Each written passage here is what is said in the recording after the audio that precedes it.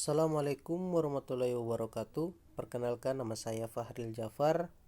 Saya akan membawakan materi yang telah diberikan oleh dosen saya, yaitu Dr. Ahmad Rajavi. Dan tujuan saya membuat makalah ini bukan makalah, tapi lebih jelasnya membuat tugas ujian akhir semester. Dan langsung saja ke temanya.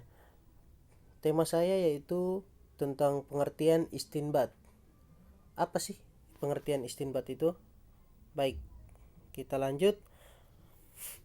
Pengertian istinbat, secara bahasa istinbat memiliki arti menciptakan, mengeluarkan atau menarik sebuah kesimpulan. Sedangkan menurut istilah, istinbat memiliki arti suatu kegiatan yang dilakukan oleh pakar fikih atau hukum untuk mengungkapkan suatu dalil yang dijadikan dasar dalam menarik sebuah kesimpulan untuk menjawab sebuah persoalan atau penyelesaian permasalahan. Sedangkan hukum istinbat adalah suatu cara yang dilakukan atau dikeluarkan oleh pakar hukum untuk mengungkapkan suatu dalil hukum untuk menjawab persoalan yang terjadi. Objek yang digunakan dalam hukum istinbat adalah ayat-ayat dalam Al-Quran atau dalil di dalam hadis.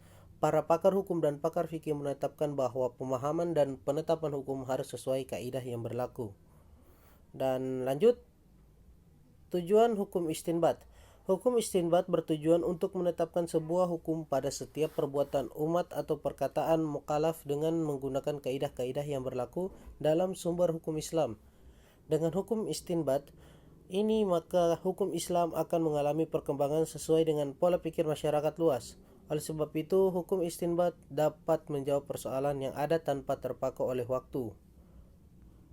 Dan ada juga macam-macam istinbat. Selain pengertian istinbat, terdapat juga macam-macam istinbat yang dibagi menjadi dua bagian, yakni istinbat ladfiyah dan istinbat maknawiyah.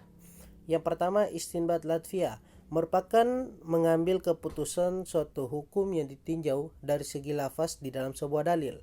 Dan yang kedua, istinbat maknawiyah adalah istinbat yang mengambil sebuah keputusan dari segi makna. Dan selanjutnya, syarat-syarat istinbat. Terdapat syarat-syarat yang harus dipenuhi untuk melakukan istinbat, yakni sebagai berikut: mempunyai ilmu pengetahuan yang sangat luas tentang ayat-ayat Al-Quran dan isi hadis yang membahas tentang hukum.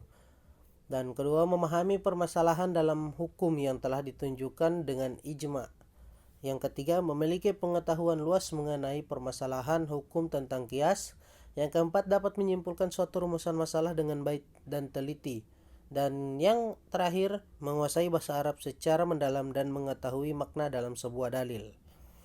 Dan baik, mungkin cukup sekian dari pengertian istinbat dari saya.